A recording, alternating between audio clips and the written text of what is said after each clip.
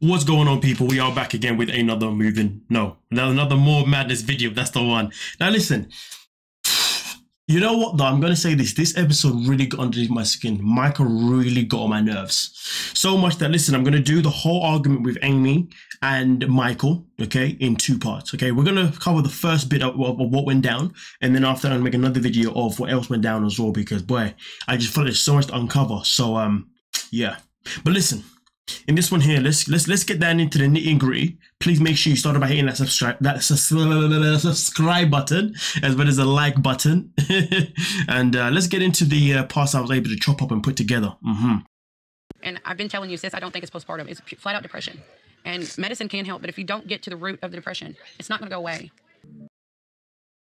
I love this. I love this so much, you know, because I feel like a lot of people, or some people may think that, hey, going and seeing a therapist or seeing a doctor and then getting medicine, antidepressants is what's going to help you. And in reality, really and truly, you really finding, all I know is this, right, is that you can have as much medicine as you like, you know, but the grand scheme of it is, unless you're open to getting down to the root of the problem, you're always going to be in the problem. You see what I'm saying? And I know so much about that because myself in particular, I have my own history of depression. And, you know, I had to get down to the root of the problem. And once I got down to the root of the problem, I was better. But don't get it twisted though. Depression is something that stays with you for the rest of your life. It's just a matter of being able to find mechanisms that helps you cope with it. You know what I mean? Same as anxiety at the same time too. But we continue. Yeah, Amy's definitely been unhappy for a very long time, and I think that some of it has a lot to do with what she's going through in her marriage, her any kind of space at all. And when she is able to get out and about without him, she has to have the kids with her. She just doesn't have any free time to be herself. He's always around. Exactly. She can't breathe. She can't. I think with Amy, it's always like the problem that she's having that's putting depression is, it's actually so simple, so easy, because we can all see it, and Amy knows it herself. You know what I mean? And that's why she had to take the steps to finally leave with Michael, which is something that we know now. But the journey of how it gets to is, well, we are there right now, and the journey so far is not nice to watch personally. It's hard to like juggle the mommy life to the sister life, to the daughter, to the wife, but there's never really have time for the Amy. I'm really thinking about hiring a nanny. Do you feel like you would need a nanny if Michael would actually step up and do what he's supposed to do? That is the killer question, isn't it? How can you be in a relationship with somebody that doesn't work, that's always at home, but then be like, but I feel like we need a nanny? You don't need a nanny. Never. And of course, the nanny route was definitely never going to be the route that's going to solve anything. The problems that she has are always going to stay the same. Or at least they were always going to stay the same as long as she stayed with Michael. I just feel like a single parent. You're trying to take care of two boys. It was very key for me to show that point there because, like, you know, how can you be a parent with your partner? Then you're around family members, and all the family members are saying that it feels like as if you're a single parent. When people say that, that is a heavy statement. That is not a light statement, that is a heavy statement. Michael isn't going to care. This has been happening since last season. You know what? I was worried about this season in terms of like where the hell this season could go. Because I was like, well, they've lost weight now. So like, you know, what can we do? But I like the fact that this season here, they're really focused on mental health. I like it because they're doing it for Tammy and they're also doing it for Amy, which is phenomenal. But we continue. I want to say this real quick. You have got to start doing better about supporting her. When she's upset like this, you're going to have to take the kids away and give her a minute. Yes. But you know what I see? I see that my sister's so depressed that she has no energy to get up and clean and do dishes. She has no energy. The only energy she has is strictly for her kids, to watch them, to bathe them, to clean. And do you know what's so crazy about all this whole energy thing as well? She also needs to have energy to also put up with him. She also needs energy to be able to walk into a house where he's there, energy to be able to be in the same room as him, energy to have the same energy to be able to sleep next to him, just energy just to be able to tolerate his attitude. I feel like, if anything, that's probably what drains her the most, knowing that she's in a position with somebody that gives her anxiety. His presence is probably gives her anxiety like craziness. The nanny was supposed to help a little bit. But a nanny is not going to fix the depression. The nanny is not going to fix the problems that you and your husband have. But the nanny will allow me. He is a dad. He should be able to go anywhere without my kids, is what he told me. Who says that, somebody? Who says that to somebody? You can't go nowhere without the kids. Who says that?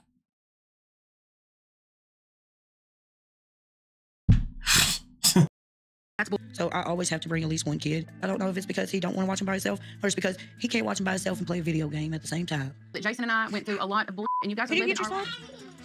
It is not a toy Gage. Right, this part here is a part that I really wanted to get crackling down on because It is not a toy Gage.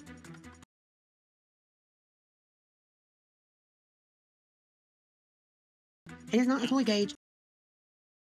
this bit here, I do not like the way he has picked up Gage. I hate it. Look at the kid's face. Look at his face. Does that kid look happy to you? He looks in pain. Look at the way he's just grabbing his son like that. I feel terrible just calling him, just saying his son, to be honest with you. That's not how you pick up a child. His wallet. He's in charge of all the spending. I'm not allowed to spend anything unless I ask permission. How can he be in charge of all the spending when he doesn't even have a freaking job? That blows my mind. Absolutely disgustingly blows my mind.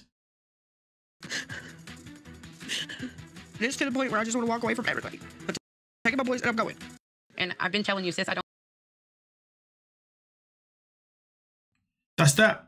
100%. It is time to go. It is time to pick up your boys and go. I'm surprised that this man still has the ability to even see his kids, to be honest with you. Because he's still seeing them in real time, right? And I don't know why. Doesn't deserve to see his kids.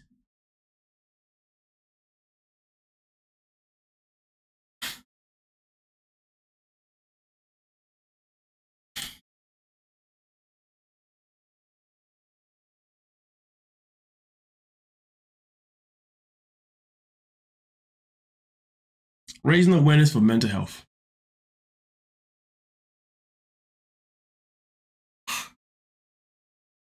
Honestly, I find it very irritating, very frustrating, very disturbing that Michael can still see these kids now.